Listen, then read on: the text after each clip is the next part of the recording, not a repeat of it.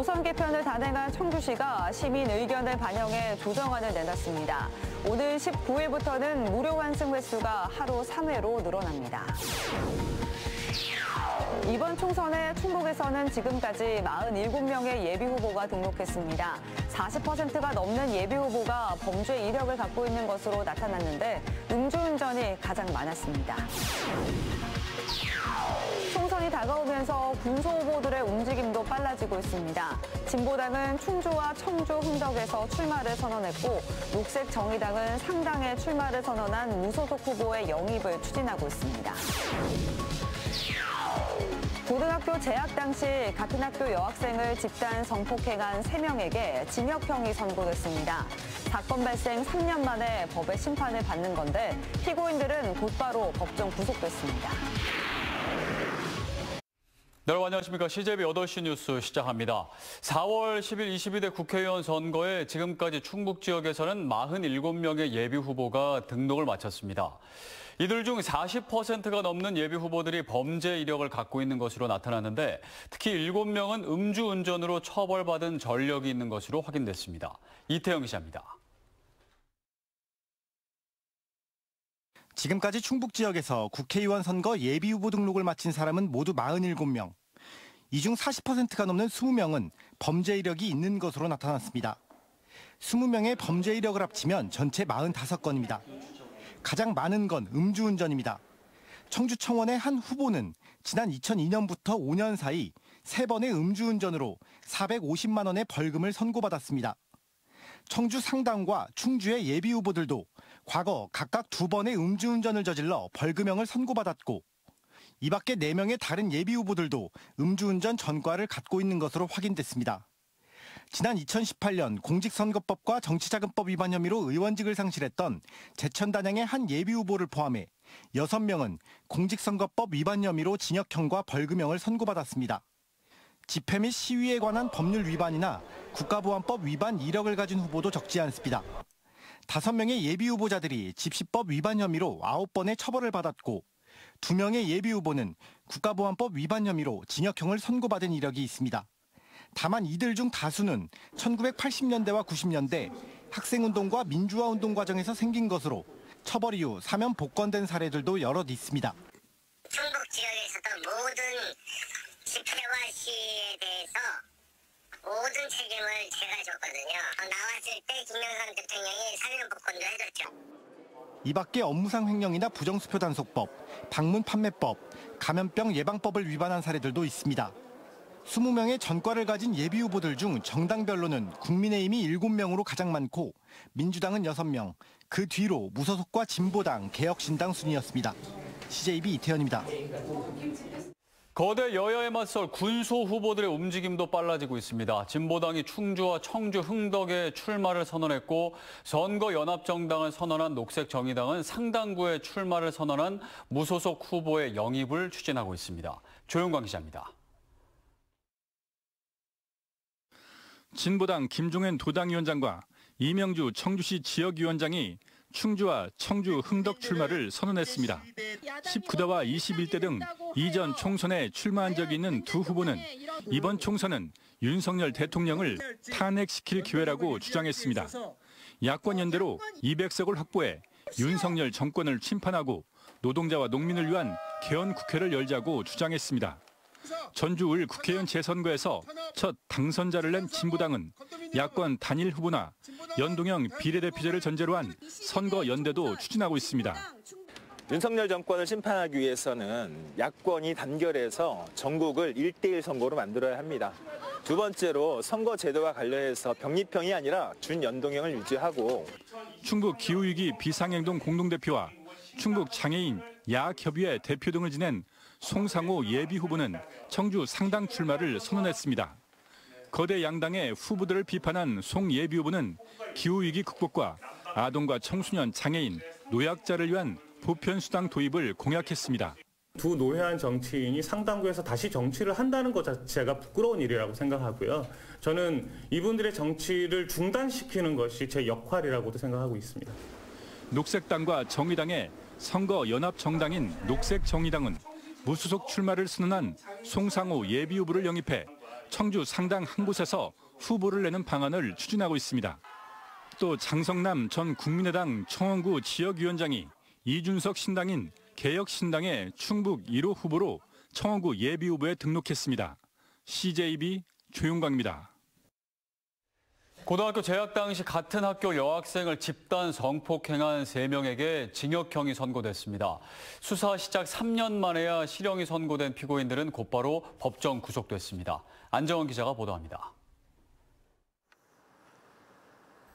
지난 2020년 10월 고등학생 A군 등 3명은 충주의 한 모텔에서 같은 학교에 재학 중인 D양을 집단 성폭행한 혐의로 재판에 넘겨졌습니다. 당시 피해자는 집에 보내달라는 의사를 여러 차례 표했지만 받아들여지지 않았고 A군의 주도로 결국 3사람과 강압적인 성관계가 이루어졌다고 진술했습니다. A군 측은 합의에 의한 성관계였고 피해자의 성의식에 대한 의문점을 제기했지만 재판부의 판단은 달랐습니다. 피해자가 반항하기 어려운 상황에서 범행이 이루어지고 그 죄책이 무거워 피해자의 정신적 고통이 상당하다고 본 겁니다. 재판부는 특수강간 혐의로 기소된 A씨에게 징역 5년, B씨와 C씨에게는 각각 징역 3년 6월을 선고하고 40시간의 성폭력 치료 프로그램 이수와 5년간 아동청소년 관련 기관 등의 취업 제한도 명령했습니다. 성폭력 사건이 발생한 지 3년여 만에야 법의 심판을 받은 겁니다. 하지만 다른 모텔에서의 집단 성관계로 기소된 피고인 6명에 대해서는 행위가 억지로 이루어진 것이라고 보기 어렵고 폭행, 협박의 구체성이 결여된 점 등을 들어 무죄가 선고됐습니다. 당시 교육당국은 피해 여학생이 수사기관에 알리는 걸 원치 않아 가해 학생들을 다른 학교로 전학 조치하는 데 그쳤습니다. 피해 여학생도 타도로 전학을 갔지만 결국 학업을 포기한 것으로 전해졌습니다. 올해 20살이 된 A씨 등 3명은 결국 법정 구속됐지만 항소할 것으로 알려졌습니다. CJB 안정은입니다. 지난해 말 대대적인 시내버스 노선 개편을 단행한 청주시가 일부 노선의 운행 시간과 노선을 재조정했습니다. 시민 불만 가운데 타당성이 있는 의견을 반영한 것입니다. 오늘 19일부터는 하루 무료 환승도 3회로 늘어나는데 이런 대중교통 이용 활성화를 위한 노력이 얼마나 성과를 거둘지 관심사입니다. 홍우표 기자입니다. 지난해 12월 9일 청주시는 지간선 체제를 유기적으로 연결하는 새로운 시내버스 노선을 내놨습니다. 시내버스 업계와 첨예한 이해관계가 맞물리면서 진통을 겪은 끝에 준공영제 도입 이후 무려 17년 만에 전면적인 노선 개편을 단행한 것이었습니다. 그로부터 2달이 제한돼 청주시가 미세 조정안을 내놨습니다. 가장 대표적인 노선이 상당산성과 체육관을 오가는 862번 노선입니다. 개편 이후 명암레스토를 들르는 노선을 분리했는데 시민 불만이 쇄도한 것입니다. 과거 이 노선은 특히 주말과 휴일 등산객들의 이용이 많았습니다. 결국 청주시는 산성으로 올라가는 노선은 현행 유지하고 내려올 때는 청주 국립박물관 쪽으로 우회한 이후 복귀하는 것으로 조정했습니다. 또 출근 시간과 첫차 시간이 맞지 않는 노선 등 43개 노선의 운행 시간과 경로를 바꿨습니다. 오는 19일부터는 무료 환승 횟수도 하루 3회로 늘어납니다. 청주시로서는 무료 환승에만 한해 100억 원가량의 재원을 부담하게 된 것입니다. 시내버스 노선 개편과 무료 환승 등의 확대는 모두 대중교통 활성화를 위한 목적인데 청주시는 하루 12만 명인 이용객을 15만 명 이상으로 끌어올리는 것을 목표로 삼고 있습니다. 6개월 이상 노선을 지켜보면서 승객분들이 얼마나 타는지 좀 확인할 수 있을 것 같습니다. 그 이후에 다른 수요들이 더 발생했을 경우에 미세 조정이 또 할 수 있을 것으로 생각됩니다. 하지만 최근 시내버스 기사 구인난 속에 청주시는 증차와 버스 운행 간격을 좁히는 데 어려움을 겪고 있습니다. 또 시민 편리를 위해 첫차 시간은 빨라지고 막차 시간은 늦어지면서 경무에 따른 버스 기사들의 반발을 해소하는 것도 과제가 되고 있습니다. CJB 홍우표입니다. 청주와 증평, 진천, 괴산, 음성 등 도내 5개 시군에 올 들어 두 번째 초미세먼지 주의보가 발령됐습니다. 충북보건환경연구원은 오늘 도내 중부권역에 낮 12시를 기해 초미세먼지 주의보를 발령하고 노약자나 심혈관 질환자의 외출 자제와 미세먼지 배출 사업장의 조업시간 단축 등을 권고했습니다. 오늘 낮 중부권역의 초미세먼지 농도는 1세제곱미터에 86 마이크로그램을 기록하며 국내 환경 기준치의 2배를 훌쩍 웃돌았습니다. 충북대병원이 올해 전공의 모집 정원을 채우는 데 성공했습니다. 충북대병원에 따르면 35명을 뽑는 인턴 과정에 36명이 지원했고 레지던트의 경우 인기과로 분류되는 정신건강의학과에는 4명 모집에 10명, 1명이 정원인 이비인후과에는 3명이 지원하는 등 평균 2대 1의 경쟁률을 보였습니다. 필수 진료 과목인 내과도 7명 정원에 8명이 지원했습니다. 한편 부산대, 경북대, 경상대, 충남대 병원 등 상당수 지방 국립대 병원은 정원을 채우지 못한 경우가 많았습니다. 집에서 출출할 때 손쉽게 요리할 수 있는 냉동치킨 좋아하는 분들 많으실 텐데요. 일부 제품은 포화지방이나 나트륨 함량이 높아 주의가 필요한 것으로 나타났습니다. 가격도 제품에 따라 최대 3.8배나 차이가 났습니다. 이윤영 기자의 보도입니다. 대형마트 진열대를 가득 메운 다양한 종류의 냉동치킨 제품들. 고공행진하는 외식 물가에 비해 집에서도 간단하게 조리할 수가 있어서 소비자들의 관심이 높습니다. 시간도 없고 할 때 튀겨 먹으니까 간편하고 또 맛있고 그래서 자주 사 먹어요. 한국소비자원이 소비자들이 즐겨 찾는 냉동치킨 10개 제품의 100g당 주요 영양 성분을 분석한 결과 열량과 지방 함량은 슈넬 치킨이 가장 높았고 노브랜드 바삭한 치킨봉이 가장 낮았습니다. 나트륨 함량이 가장 높은 제품은 슈넬 치킨, 가장 낮은 제품은 고메 프라이드 순살 치킨으로 나타났고 포화지방은 슈넬 치킨이, 콜레스테롤은 크리스피 치킨봉이 가장 높았습니다. 100g 기준으로 영양 성분을 비교한 결과 지방과 포화지방이 제품 간 최대 2배 이상 차이 나는 것으로 확인되었습니다. 따라서 냉동치킨 300g, 약 7조각을 섭취했을 경우 슈넬 치킨과 에어프라이어 순살치킨의 포화지방 함량이 1일 기준치를 크게 초과했고 나트륨 함량도 슈넬 치킨의 경우 1일 기준치를 넘어섰습니다. 제품에 따라 포화지방, 나트륨 등을 과다 섭취할 수 있어 소비자의 주의가 필요한 것으로 나타났습니다. 제품별 가격도 큰 차이를 보였습니다. 시그니처 순살치킨의 100g 기준 가격은 950원으로 가장 비싼 제품과 최대 3.8배나 차이가 났습니다. 한편 일부 제품은 나트륨 함량과 콜레스테롤 함량을 줄여서 표시해 개선이 필요했습니다. CJB 이윤영입니다.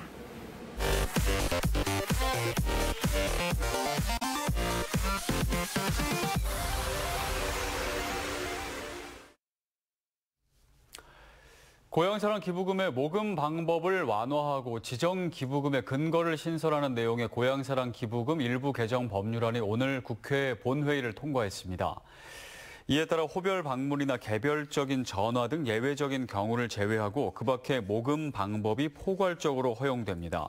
또 기부자가 목적을 지정해 기부할 수 있도록 하는 근거가 신설됐고 이럴 경우 기부금을 해당 사업이나 목적대로 사용하도록 했습니다. 충북사회복지공동모금회의 희망 2024 나눔 캠페인이 사랑의 온도탑 181.7도를 기록하고 마무리됐습니다. 모금회는 지난해 12월부터 약 2달간 총 173억 5,400만 원이 모금돼 목표액 95억 5천만 원을 훌쩍 넘어 달성했다고 밝혔습니다. 이번 181.7도 달성은 역대 최고 수치로 앞서 모금회의 최고 온도는 2021 캠페인 때 143.6도였습니다. 충북 지역 공무원들이 최근 3년 동안 징계 처분에 불복해 낸 소청의 65%가 기각된 것으로 나타났습니다. 지난 2021년부터 지난해까지 도와 11개 시군 공무원들이 제기한 소청은 69건으로 이 중 인용된 건 단 4건으로 수위가 감경되거나 자진 취하한 소청을 제외한 45건은 기각됐습니다. 충북 지역 제조업체 10곳 중 6곳은 설 명절 체감 경기가 지난해보다 악화됐다고 응답했습니다. 청주 상공회의소가 도내 250여 개 제조업체를 대상으로 조사한 결과 올해 설 명절 체감 경기에 대해 46.8%가 다소 악화로 13.2%가 매우 악화로 답했으며 조사 기업 중 절반은 자금사 정도 악화된 것으로 나타났습니다. 명절 기간 휴무 일수는 4일이 70%로 가장 많았고 상여금과 명절 선물을 지급하는 업체는 지난해보다 소폭 상승했습니다. 한국가스안전공사가 오늘 음성군 본사에서 창립 50주년 기념행사를 개최했습니다. 박경국 사장은 기념사에서 첨단 기술을 접목해 가스 안전관리를 대전환하고 국내를 넘어 글로벌 에너지 안전 종합기관이 되겠다고 밝혔습니다. 오늘 행사에서는 유공자 포상과 표창, 비전 선포식이 진행됐습니다. 중소기업 중앙회 충북지역본부는 저출산 고령화에 대비한 올해 1차 신규 외국인 근로자 고용허가 신청을 받는다고 밝혔습니다. 신청 방법은 중소기업 중앙회 홈페이지에서 온라인으로 접수할 수 있으며 오늘 28일 고용허가 대상자가 발표되고 다음 달 8일까지 고용허가서를 발급받을 수 있습니다. 1차 외국인 근로자 고용허가 대상은 3만 5천 명으로 올해 전체 인원 16만 5천 명의 30%에 해당합니다. 충주시가 올해 수소전기 승용차 100대와 버스 10대를 대상으로 구매 보조금을 지원합니다. 지원 금액은 승용차의 경우 한 대당 3,350만 원, 버스는 한 대당 3억 5천만 원입니다. 이를 위해 총 68억 5천만 원의 사업비를 확보한 상태로 시민 수요가 많을 경우 하반기에 승용차 50대 분의 구매 보조금을 추가 반영할 방침입니다. 한동안 상승세를 탔던 청주 지역 아파트값이 새해 들어 약보합 상태로 전환되고 있습니다. 한국부동산원 조사 결과 이번 주 청주 지역 아파트 매매 가격은 전주 대비 마이너스 0.03%를 기록해 새해 들어 1월 둘째 주를 제외하면 모두 하락 또는 보합을 나타냈습니다. 전세 가격도 상승률이 0.01%에 그쳐 상승폭이 크게 둔화했습니다. 아파트값 약세에 대해 지역 부동산 업계는 경기 부진과 고금리 부담이 여전한 데다 청주 지역의 신규 공급 물량이 많아진 걸 주요 원인으로 분석하고 있습니다. 오늘 오전 6시쯤 진천군 진천읍의 한 상가 건물에서 불이 나 소방서 추산 1억 5천만 원의 재산 피해가 발생했습니다. 인명피해는 발생하지 않았지만 이 불로 290제곱미터 규모의 상가 건물 내 점포 5곳이 전소되고 2곳이 일부 탔습니다. 경찰과 소방당국은 실외기 주변에서 불이 시작된 것으로 보고 정확한 화재 원인을 조사하고 있습니다.